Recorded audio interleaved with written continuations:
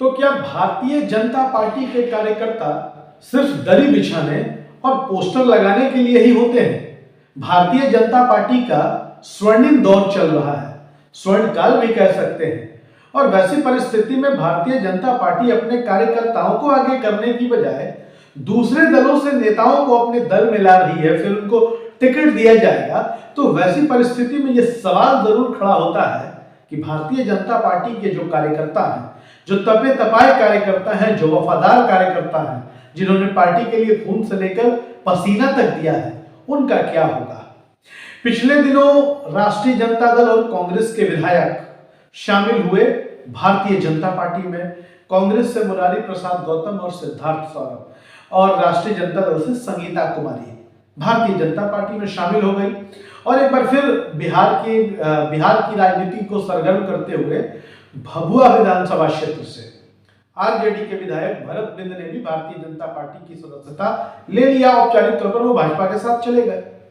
तो अब सवाल ये पैदा होता है, जो विधायक लोग अपनी पार्टी छोड़कर भाजपा में जा रहे हैं तो सेवा करने तो जा नहीं रहे हैं, वहां भी वो टिकट लेने के लिए ही जा रहे हैं।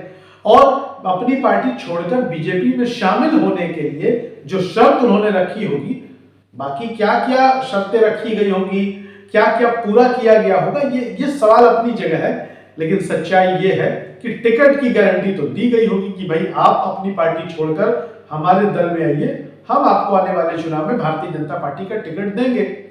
और ऐसे में टिकट तो तय हो चुका है। लेकिन सवाल सबसे बड़ा यह है कि जब दूसरे दलों से नेताओं को आयातित करके ही भारतीय जनता पार्टी टिकट देगी, तो भारतीय जनता पार्टी के जो निजी पुराने कार्यकर्ता हैं, उनका क्या होगा?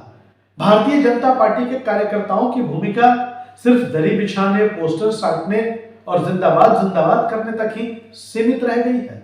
और अब जिस तरीके से थोक भाव में दूसरे दलों के नेताओं को भारतीय जनता पार्टी में लाया जा रहा है और उन्हें टिकट दी जा रही है, भारतीय जनता पार्टी में दूसरे दल से नेता आएंगे, उनको टिकट दिया जाएगा, तो कार्यकर्ताओं का मनोबल तो कमजोर होगा। वो कार्यकर्ता जिन्होंने पार्टी को आज भारतीय जनता पार्टी जिस मुकाम पर है, वहां तक ले जाने में समर्पित कार्यकर्ताओं का बड़ा रोल है।